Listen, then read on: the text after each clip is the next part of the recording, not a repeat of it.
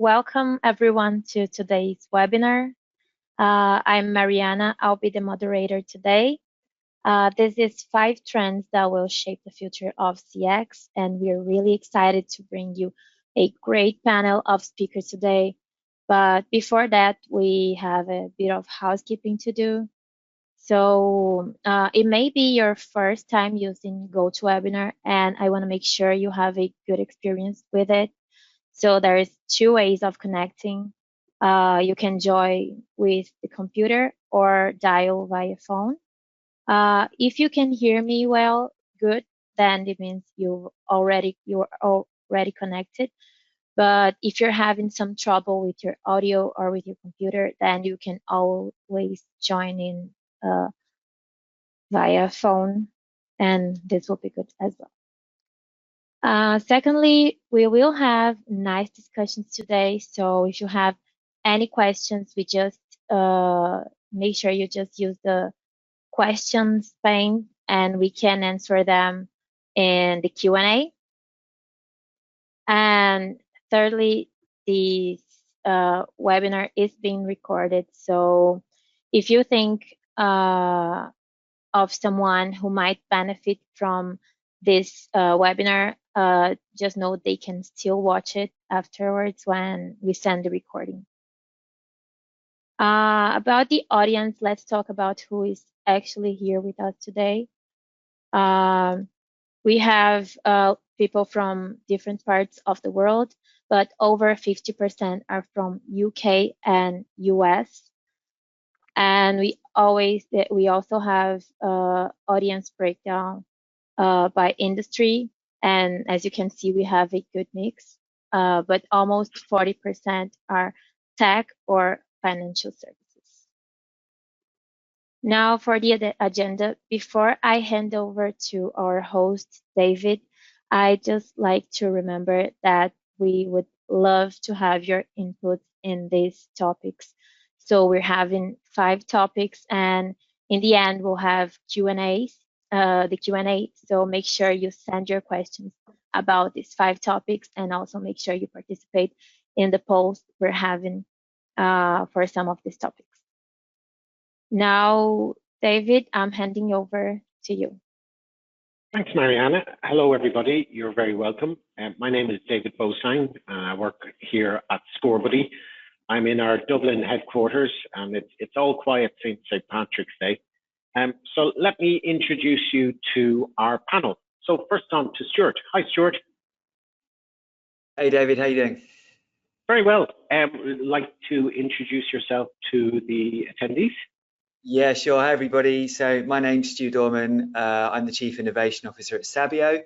I've been at Sabio since it was a startup, and we're focused on helping our clients use technology to drive brilliant customer experiences. So that's what we're all about. So yeah, looking forward to the conversation today.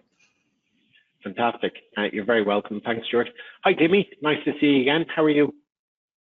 Hi, David. I'm good. So my name is Dmitry Dmitrienko. I'm a quality experience manager for PokerStars in customer support operations.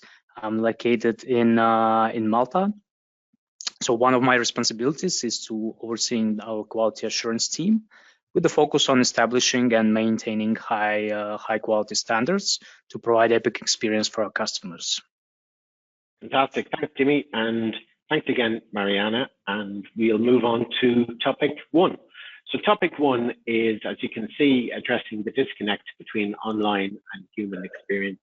So what we recently experienced with a customer is that as they were transferring the customer from the chat channel and also the voice channel, even onto a WhatsApp channel, they found that the language and the tone that the customer was using immediately became more informal.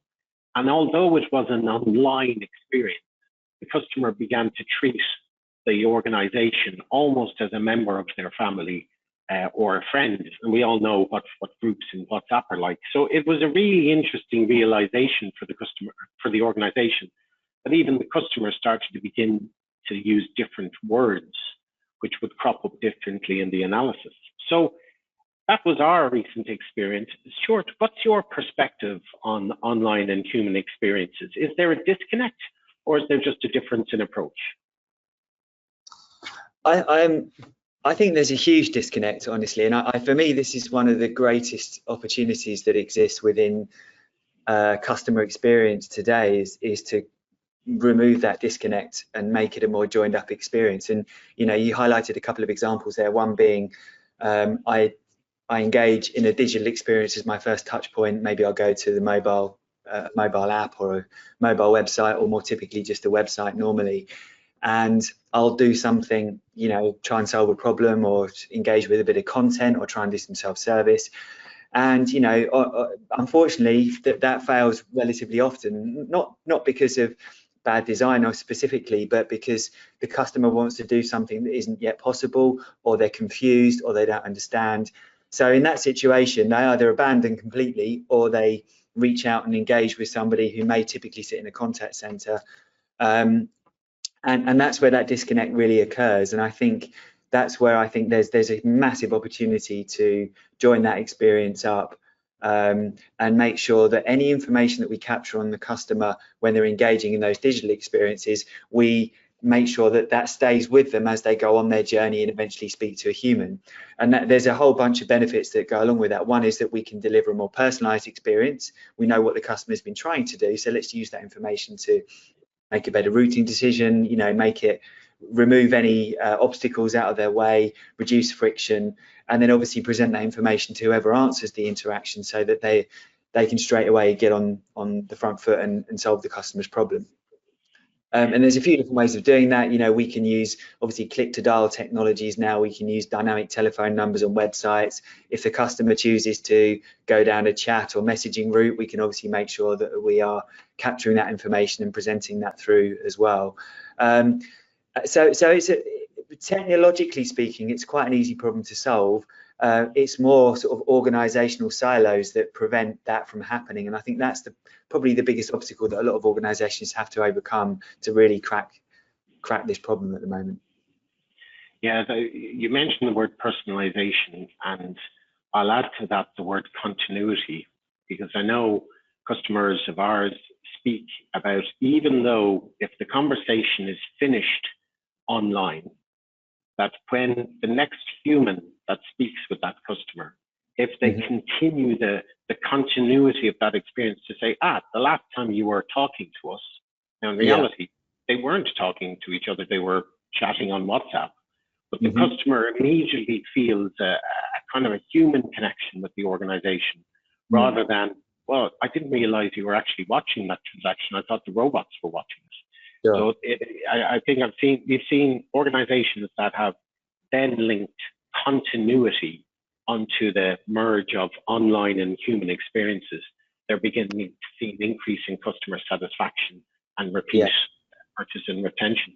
Any closing comments on that, Stuart, in relation to continuity and personalization?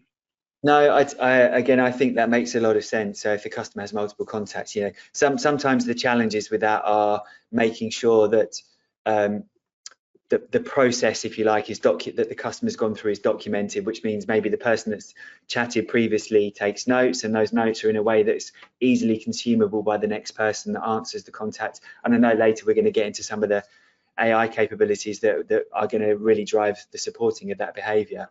But it's also, I think, to your point around WhatsApp, recognizing that different channels bring different values and different benefits, if you like, to customer journeys, and trying to make sure that you guide the customer to the right channel to solve their problem is the right approach. So voice, for example, clearly it's great at certain things. WhatsApp and messaging are great at other things. So don't just bombard the customer with choice. Try and understand what they're looking to do before nudging them towards the right channel that can solve the problem, and sort of exploiting what the values of these different channels can bring.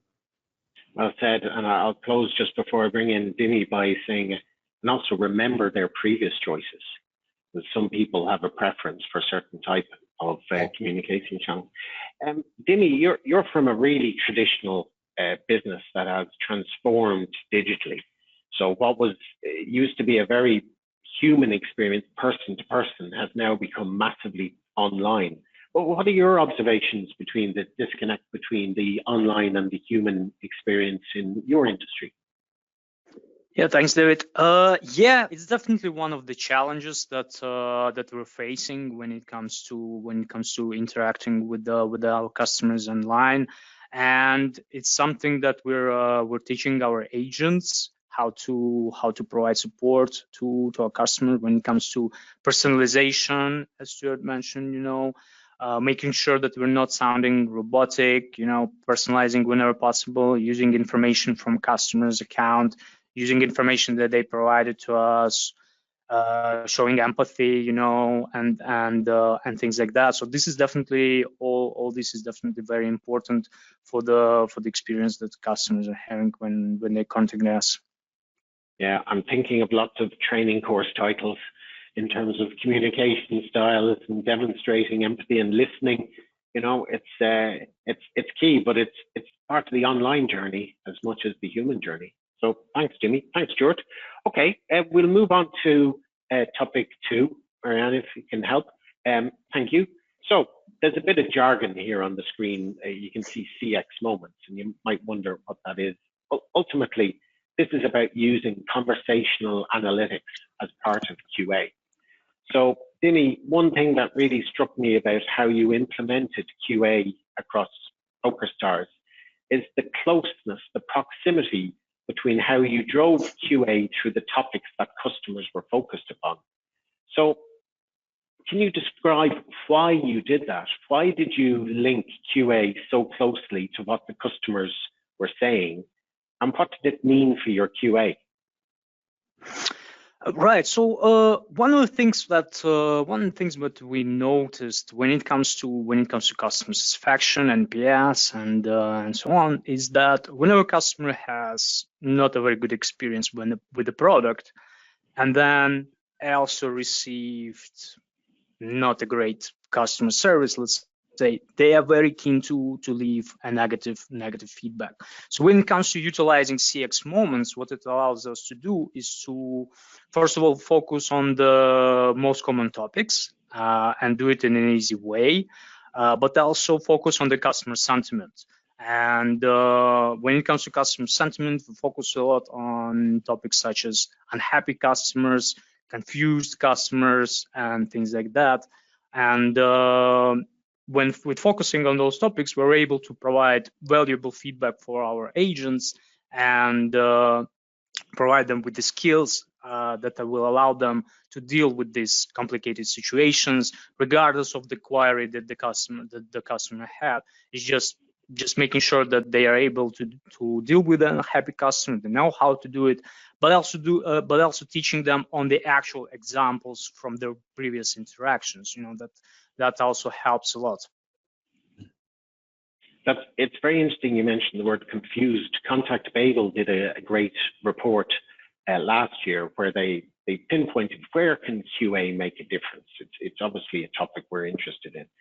And they talked about complex situations, and they also talked about changing customer requirements. In other words, that's where QA can make a difference. So it's very interesting that you focus on the confused and naturally on the customer sentiment regarding unhappy, because then you want to make a big difference. Thanks, Timmy. Stuart, listening to what Timmy said there, what's your thoughts on having quality led by the topics that customers are raising? And I have a controversial question. Like, does it mean that the customer is always right? So just to answer the second point first, is the customer always right?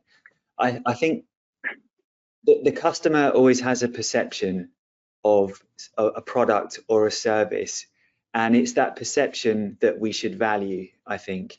That doesn't necessarily mean they're right, but if we somehow misled the customer or set their expectations incorrectly, then that's something that there's hugely valuable information in there that we can learn from, which is why I think Dimmy's approach here, prioritizing the QA process around what customers are talking about, i.e. what's top of mind for customers, versus perhaps a more traditional approach, which is have we followed our internal process? Are we greeting the customer in the right way, etc.? It's a very internally focused view on things. I think the way that we've done things in the past, flipping that on its head and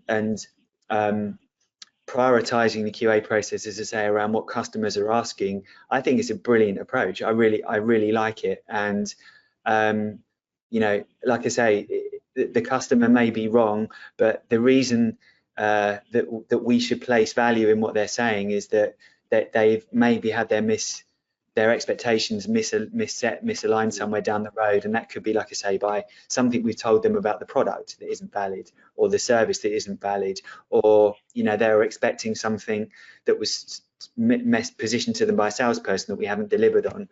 So if we can make sure that the delivery of our products or service is aligned with the expectations that we're setting from the customer, then we should get much happier customers off the back of it. So yeah, it's really interesting to listen to the words that are being used. So Dimi used unhappy, confused, and then you added on a really powerful word, which is perception, and pointed out that, look, if all we do is look inward on our processes, did we follow the process? Well, in truth, yeah, that's important for compliance. And we saw like the William Hill judgment over the last 48 hours has shown that you need to follow regulatory processes, full stop, no matter what the customer is perceiving. But in relation to making a big difference and learning from our customers, using the topics is a great driver. So that's spot on. I'm always wondering about to what extent our organization's customer-led, but also topic-led. Mariana, do you want to run the poll and we'll see what the attendees are feeling in relation to, are there internal reviews of QA led by customer-led topics, or is it more random?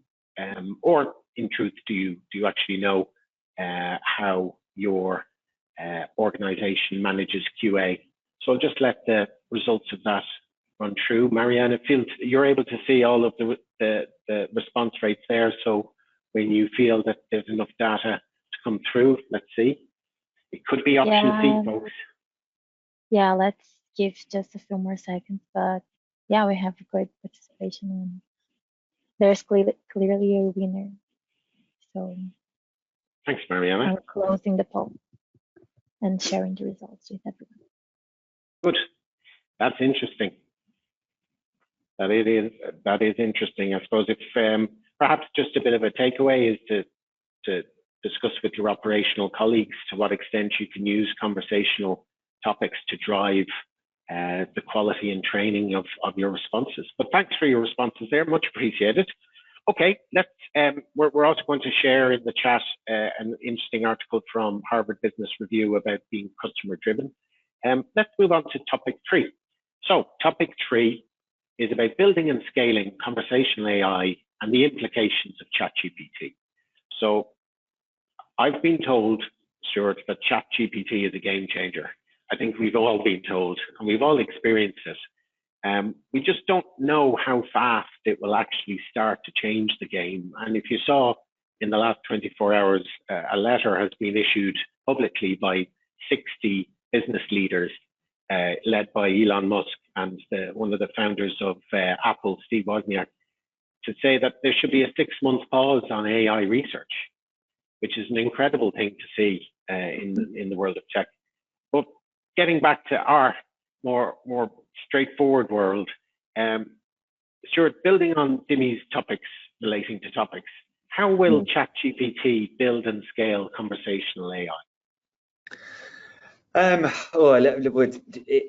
Like you say, it is an incredibly exciting time to be involved in the world of AI at the moment, and I was quite surprised actually at the letter that came out referencing this pause, because it's just not going to happen. You know, no one's going to suddenly put the world on hold and stop developing this technology for 6 months. We are just going to have to get our heads around the practical applications of it and make sure that we're doing that in a way that's sensible and mindful of some of the pitfalls, around how we train the data and how it's used and so on. But in terms of how, the practical applications of that within the world of customer experience and contact center and conversational AI, I think we're already seeing that today. The way I sort of in simplistic terms tend to think about it is that up for the last 4 or 5 years, the way that we've been using AI and machine learning is about understanding what people are saying, understanding intent and bits of information that they're sharing with us, either on chat or on speech. But the way that we would then build a conversation with the customer, we would still curate a response and use that to feed back to the customer, and very much kind of build a dialogue by hand using machine learning to understand the inputs. What ChatGPT does, and generative AI more generally, is to allow us to start using AI to drive outputs as well as understand inputs in very simplistic terms. But we're not yet ready to put that, in its raw form in front of a customer. So I think some of the early applications that we are seeing of this are helping designers, that people that are curating those experiences, the developers, if you like, the conversational UI developers in particular, to be able to accelerate the process of creation, the process of development, to be able to really build complex experiences for customers in a much more productive way. So that's one area that we're already seeing that happening. The second is using conversational AI to sit behind a human in a customer service environment, and to be able to listen into the conversation and offer up useful bits of information to help them do their job more effectively. And that could be a knowledge article, it could be next best action, it could be a suggested response, or it could be to summarize the notes and take actions based on the conversation that's just taken place. And that sort of plays to our conversation earlier on about, continuity in the customer experience. If you think today, a substantial amount of time is spent just typing up notes from conversations that people are having with customers, and if we can drive some high levels of automation within that process and accurately summarize conversations, take actions, and sort of turn it into bullet points, there's a huge opportunity to drive productivity there, I think, which in turn will drive a better experience. And I think that's another area that we're going to see the use of this technology rapidly accelerate. And then just other areas which are just sort of enhancements of what we're doing today are, improved language translation. I think we're seeing that already. An improvement in things like speech recognition capability to get very high levels of accuracy around transcription, which again we're playing with some of the OpenAI models today, and it's incredible the leap in performance that we're seeing there as well. So there won't be an area really that this doesn't touch, but for me those are the areas that I think we're going to see, and we're already seeing this live in contact centers today. Very comprehensive. Dimi, I'll bring you in just on this point, and I'm sure PokerStars will embrace ChatGPT. What's your view on how it can be incorporated into customer service? There's many various areas, as Stuart mentioned. I think one of the first one, of course, is greatly improving the first line of support, when bot will be able to provide not just template answers, but actually answers that are personalized to the customer's question. Customers will be able to ask follow-up questions, and things like that, which will greatly improve efficiency and customer satisfaction and things like that. And second of all, as again Stuart mentioned, it can AI can be used as a tool for customer service representative as an assistant, searching for internal information, suggesting responses and things like that.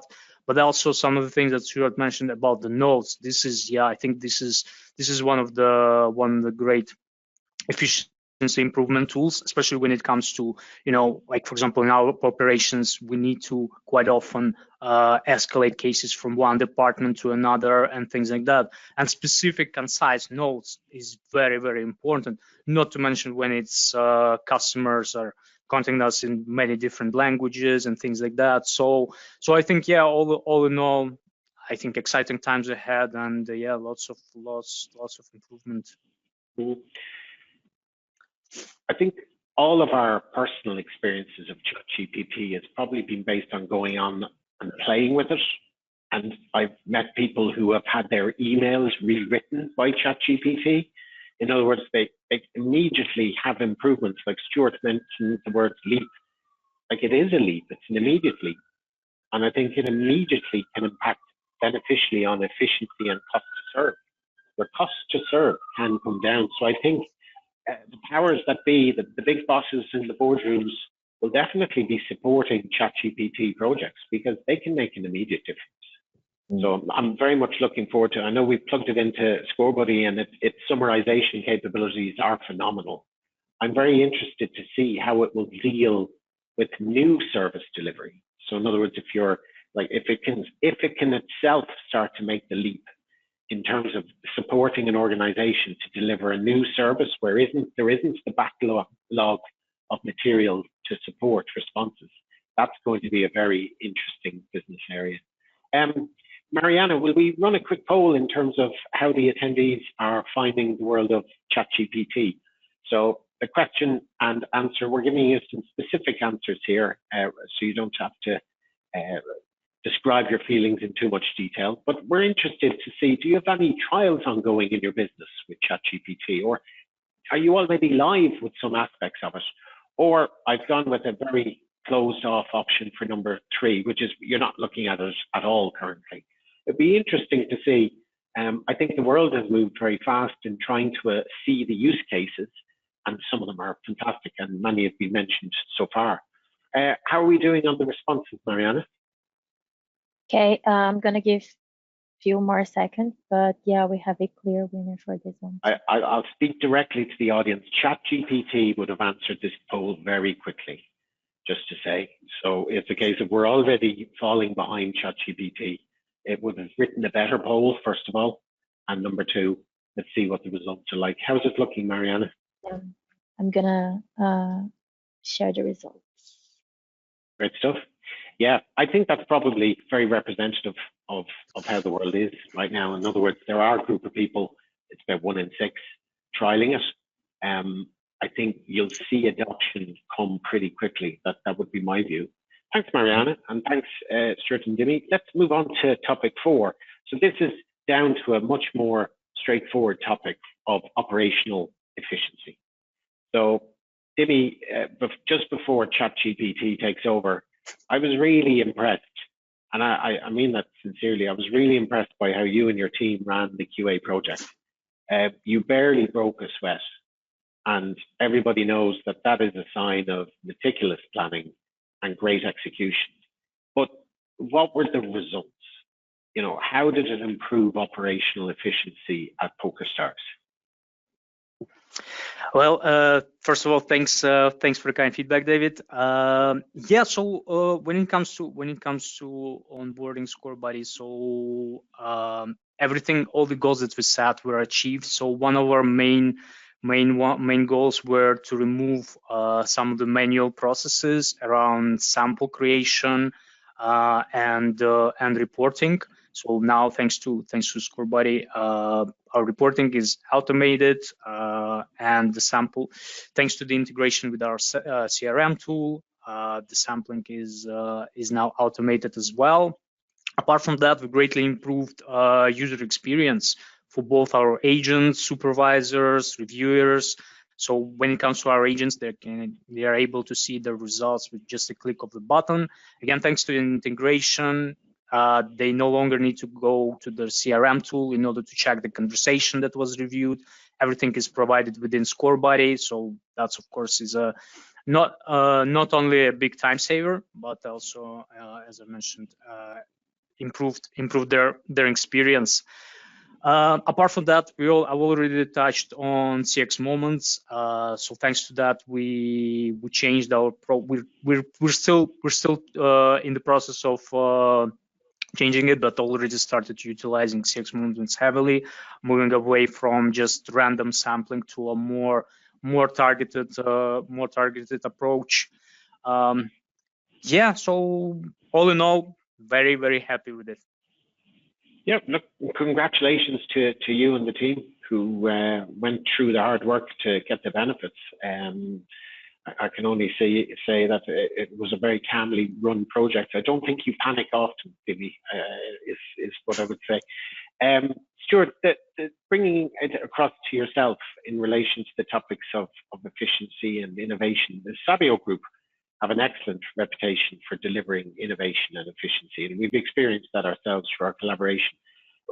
What is the example that you feel best characterizes that that you'd like to tell the audience about? There's probably a few actually. I know you said one, but so I think the way that we are approaching helping our customers exploit and extract value from AI at the moment, conversational AI, is something that I'm really proud of what the team have built.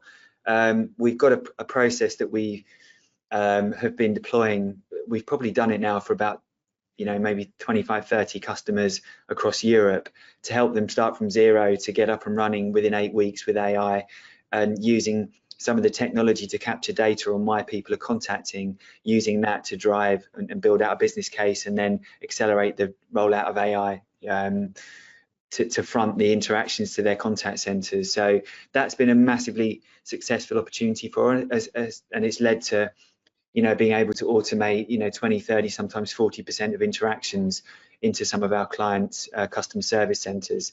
So that's been a really good approach. I think also we're still doing a lot with customers to help them extract more value from their workforce management platforms as well. Just recently we've had a client of ours that we've been working with for over 10 years, a big global organization, and even just recently we've been able to go back round and help them sort of re-optimize a lot of their schedules and forecasts, and improve efficiency by about 10% across their staffing. So that's something that I think is just reminding me that this is an infinite game. It's a continuous task to keep helping organizations drive value from these technologies. And I guess the only other one really is just the approach to cloud. And I know that the whole world is moving to cloud platforms and technologies at the moment, and I always just like to try and remind people that when you do that, you need to make sure that you don't treat it as just an infrastructure modernization project. You've got to think about what you're going to do with this technology once it's in place, and how you're going to drive digital transformation, which really changes the impact for customers or employees. And we've had some really great examples of where we've really transformed businesses for our clients, really transformed the way they engage with their customers and the life of their employees by really, as I say, extracting value from cloud technology. So that's something I'm really proud of as well. Thanks, Stuart.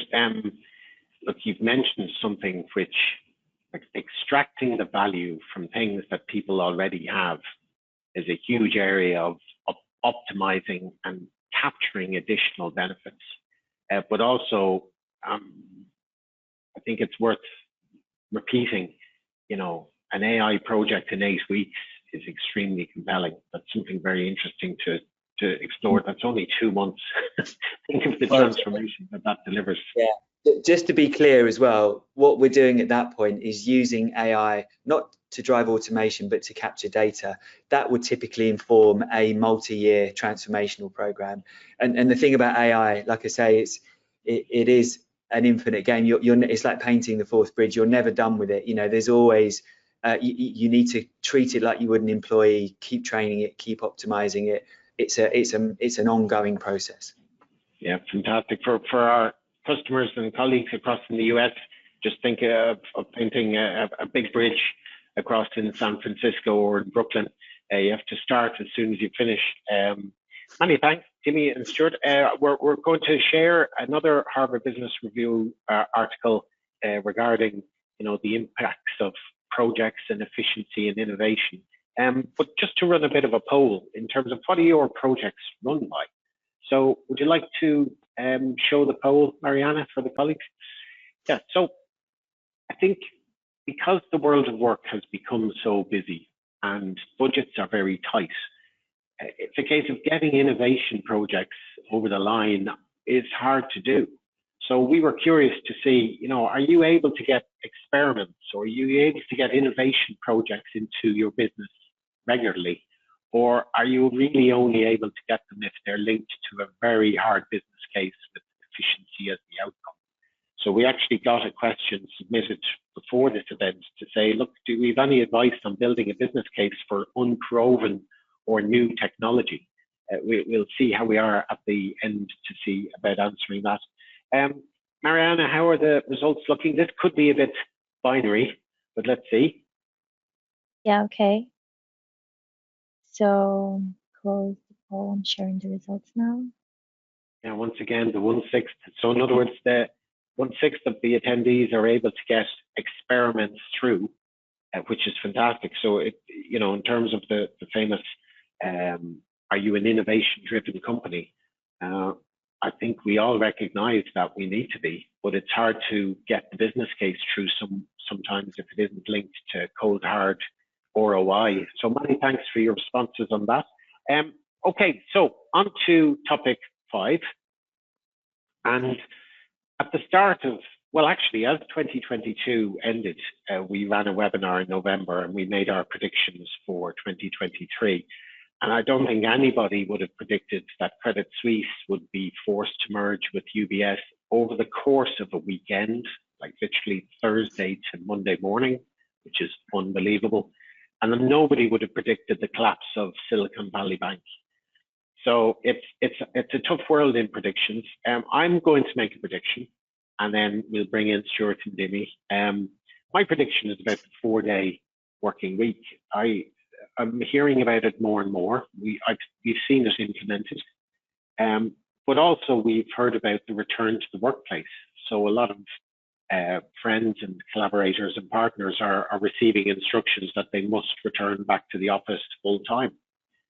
So there's 2 key trends happening at the moment, and my prediction is that the 4-day week will be balanced heavily with the return to workplace debate. Maybe one will trade off the other, but let's see.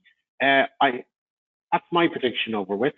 Stuart, what's your unpredictable prediction for the remainder of the year?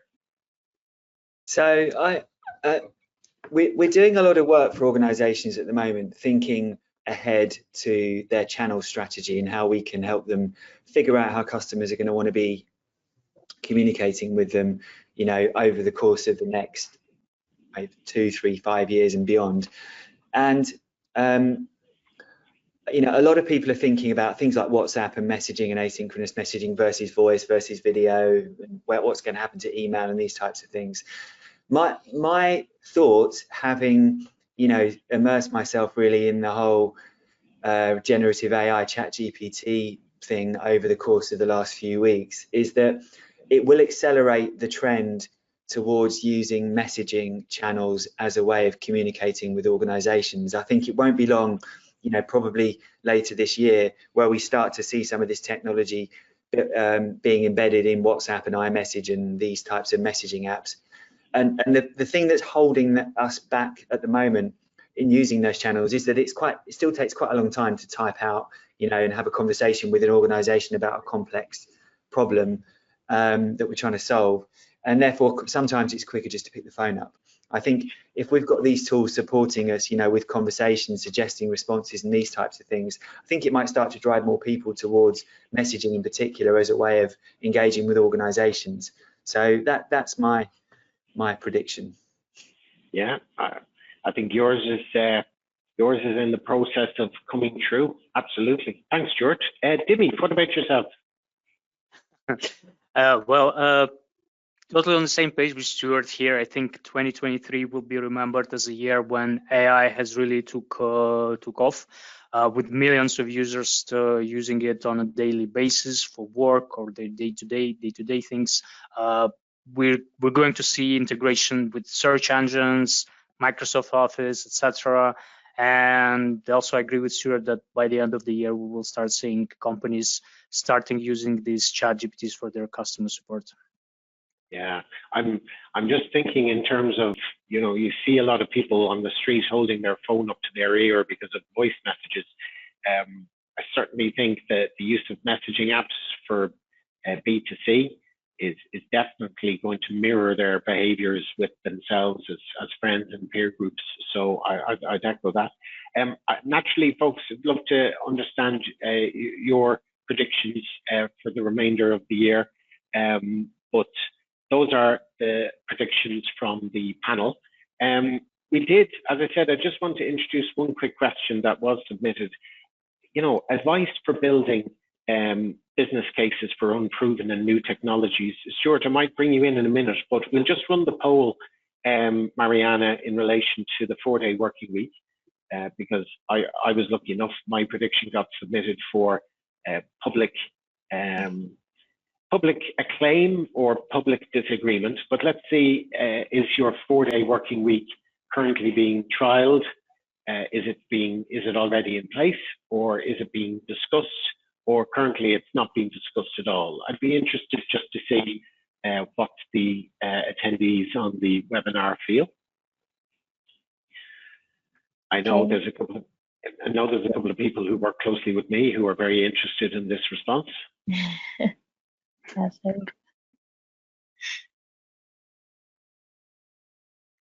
Wow. Yeah, I'd love to know how it worked in terms of the trials. Be very interested. I think the world of work is naturally, not every industry can go to a 4-day working week, but plenty can. So many thanks for your responses to that. Stuart, just to bring you in just for the last minute or two in relation to any advice on building a business case for something that is really new and relatively unproven. What kind of tips would you give an organization? So I think for us, when we work with clients on innovation-led projects, the objective of the project is about generating data to support a business case. I think that's, for me, innovation is about creating sort of novel and interesting experiences that differentiate yourselves from the competition, if you like, and allow you to generate some kind of competitive advantage. And as soon as you've kind of gone through that innovation stage, and as soon as you've collected your data, which should really be a relatively short, like I say, I mentioned the 8-week period that we've done for clients, that's a fairly typical innovation project that's designed to use the technology to generate data either about the customer experience or the employee experience, which can be used to then write the business case. So it's very rare that there's an entirely novel technology that hasn't been trialed before. So quite often, there'll be case studies within the market, there'll be references of organizations that have got some kind of idea about what value that the innovation can deliver, but really you're only going to know how that will work in your own organization if you are able to do a very punchy, focused exercise, use the technology to generate data, start with a hypothesis and then essentially prove or disprove that hypothesis, and then hopefully that will show you where the value is.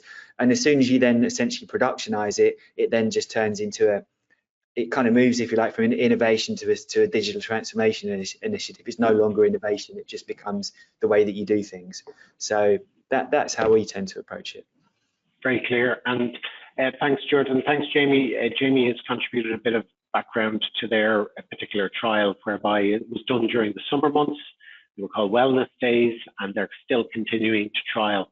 So it'd be very interesting to see whether or not the trial then gets captured into full operational setup there. Jamie, thanks for your comment. Okay, Mariana, many thanks, Stuart and Jimmy, for your contribution, and it was a very enjoyable discussion. I hope the attendees found it useful. Mariana, back to you just to close the session. Okay, so just checking if we have another questions, but I think that was it.